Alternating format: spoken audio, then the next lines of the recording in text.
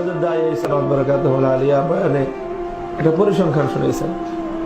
এটা পরিসংখ্যান যে পৃথিবীতে দৈনিক 1,54,000 মানুষ মারা যায়। 1,54,000 মানুষ, এর মধ্যে 1,24,000 মানুষ মারা যায় বেঈমান অবস্থায়। 1,24,000।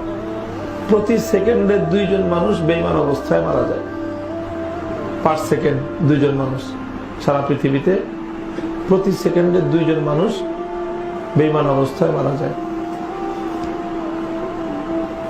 মানুষ যে কথা বলে, আমরা যে কথা বলি, সবচেয়ে ছোট যেই কথাটা বলে একটা কথা, একটা বাক্য পূর্ণ, একটা মুরাক্কাবে মুফিদ, একটা জুমলা, একটা কালাম, এটা দেখা গেছে ছোট্ট একটা জুমলা বলতে সময় লাগে 7.5 সেকেন্ড।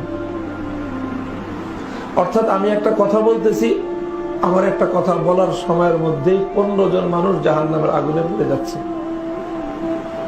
কারণ প্রতি সেকেন্ডে 2 জন, 7 সেকেন্ডে 14 জন, 7.5 সেকেন্ডে 15 জন, 7.5 সেকেন্ডে 15 জন। একটা কথা বলতে বলতে 15টা মানুষ জাহান্নামের আগুনে পুড়ে যাচ্ছে। এক একটা গ্রামে গড়ে পৃথিবীতে মানুষ বসবাস করে 2,000 মানুষ গ্রামে গড়ে। তো 1,24,000 মানুষ যদি প্রতিদিন জাহান্নামের আগুনে পুড়ে, তার মানে 62টা গ্রাম প্রতিদিন জাহান্নামের আগুনে পুড়ে ছাই হয়ে যাচ্ছে। আমাদের এই পৃথিবীতে, এই গ্লোবালাইজেশন, এই যুগ,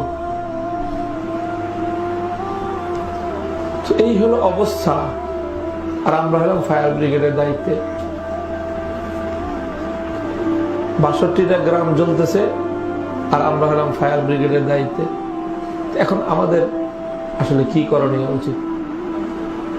আমাদের উচিত হলো যেটা আমাদের হৃদয়ের মধ্যে দাউ দাউ করে একটা আগুন ধরা দরকার। সে আগুন হলো দরদের আগুন। আমাদের বাংলাদেশে 16 কোটি মানুষ, এর মধ্যে 14 কোটি হলো মুসলমান, আর বাকি 2 কোটি না হয় দল্লামা মুসলিম। 14 জন যদি দাওয়াত দিত, তো 2 জন মানুষ অমুসলিম থাকে কেমনে? হ্যাঁ, তাহলে একজন 7 জনের ভাগে একজন পড়তো। তো 7 জন লোক যদি একজনের পিছনে ছুটতো দাওয়াত নিয়ে, তাহলে সেই মানুষটা জাহান্নামের আগুনে জ্বলতে পারতো না। তো সে মানুষটা জাহান্নামের আগুনে জ্বলতেছে কেন? যে 7 জনের দায়িত্ব ছিল তাকে রক্ষা করা। এই 7 জন তো তারা আরামের ঘুম ঘুমাইতেছে, তারা মজা লুটতেছে, আর তারা বলতেছে যে বহু ধর্মের, হ্যাঁ, এই বিচিত্র বাংলাদেশ, এই বৈচিত্র্যের সৌন্দর্য ধরে রাখতে হবে আমাদের, যাতে যে যে ধর্মে আছে ওই ধর্মে থাকে। ধর্মান্তরিত হয়ে গেলে তো আস্তে আস্তে কুফর বিলুপ্ত হয়ে যাবে, তখন আর এই সৌন্দর্য থাকবে না। কি সুন্দর কথা! হ্যাঁ, সমাজের প্রত্যেকটা মুমিন যদি দায়ী হইতো, প্রত্যেকজন মুমিন যদি দায়ী হইতো, তাহলে কোন মানুষ অমুসলিম থাকতে পারত না। এই যে ইফতা পড়ার যে এক ফিতনা শুরু হয়েছে, এটা তো বড় এক ফিতনা শুরু হয়েছে। কি পড়া? ইফতা পড়া বড় ফিতনা। প্রত্যেকে বুঝতেছে যে আমার নামের শেষে মুফতি লাগাইতেই হবে। এটা চাকরির জন্য দরকার, বিয়ে শাদীর জন্য দরকার, যাই কিছুর জন্য।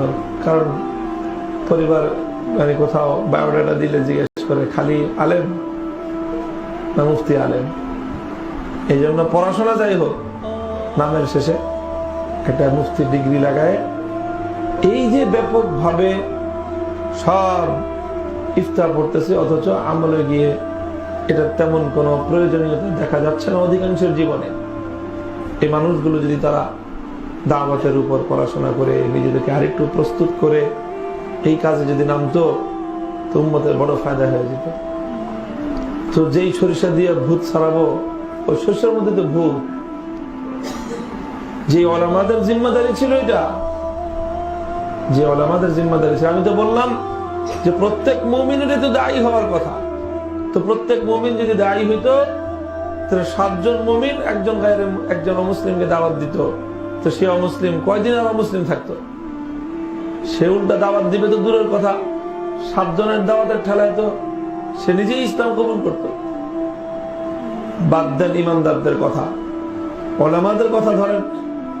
আলহামদুলিল্লাহ, লক্ষ লক্ষ ওলামা, প্রত্যেক আলেম যদি অন্তত দায়ী হইত, দাওয়াতিল ঈমান, গায়রে মুসলিমদেরকে যে দাওয়াত দিত।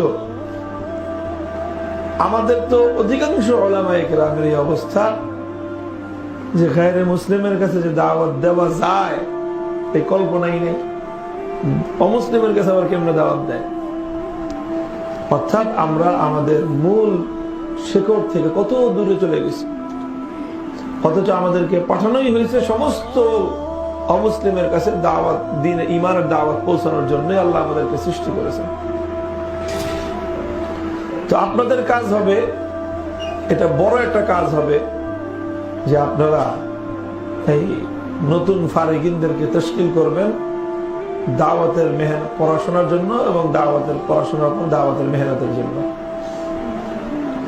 ইফতা না পড়ার জন্য তশকিল করবেন। দেখ, ইফতা পড়িস না, মুফতির জ্বালায় দেশে এখন গিজ গিজ করে, পাও রাখা যায় না। মুফতি যে পরিমাণ মুফতি হয়েছে, আগামী 50 বছর যদি বাংলাদেশে এখন মুফতি নাও হয়, তাহলে এই জাতির ফতোয়ার জন্য কি যথেষ্ট? এখন দরকার দায়ী, কাজের দরকার, কাজ, দায়ী দরকার, দায়ী ঘরে ঘরে দায়ী দরকার। ঘরে ঘরে মুফতির দরকার নেই, পুরা মহল্লায় একজন মুফতি থাকলেই যথেষ্ট। কিন্তু দায়ী, প্রত্যেকের দায়ী হওয়া দরকার।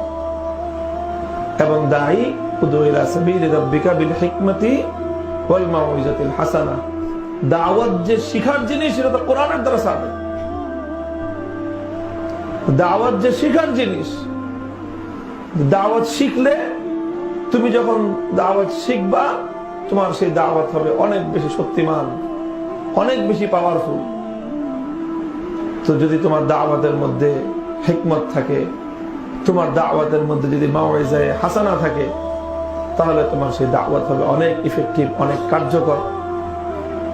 তো কাজেই এই জন্য এই দাওয়াতের যেটা নাকি আমাদের মূল কাজ, যেটা নাকি মূল কাজ, দাওয়াতের ইলম, এটা তো ফরজে আইন। আর ইফতার ইলম ফরজে কিফায়া, ওটা তো ফরজে কিফায়া। আর দাওয়াতের ইলম ফরজে আইন। তো এই ফরজে আইনের ব্যাপারে ব্যাপক গাফলতি, যে পরিমাণ তারা ফারেক হইতেছে। আলহামদুলিল্লাহ, প্রতি বছর তো প্রায় 30,000 দাওরা ফারেক আমাদের বর্তমানে বাংলাদেশে, পুরুষ শুধু 30,000-এর উপরে দাওরা ফারেক।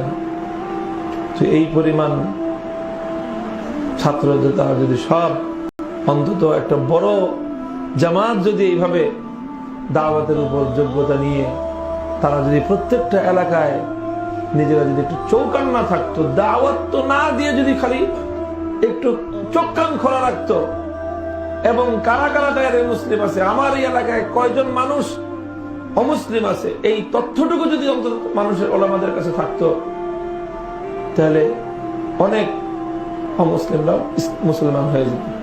তথ্যটুকু শুধু থাকলে, খবরটুকু যদি থাকে। সেটা কিরকম কথা, তুমি একজন ডাক্তার, তোমার কাছে খবরটা নাই এলাকায় কতজন রোগী, কি অবস্থা, মানুষের স্বাস্থ্যগত অবস্থাটা কি, এলাকার মধ্যে মহামারী চলতেছে, আর তুমি ডাক্তার হয়ে তোমার খবর নেই। এলাকায় মহামারী চলতেছে।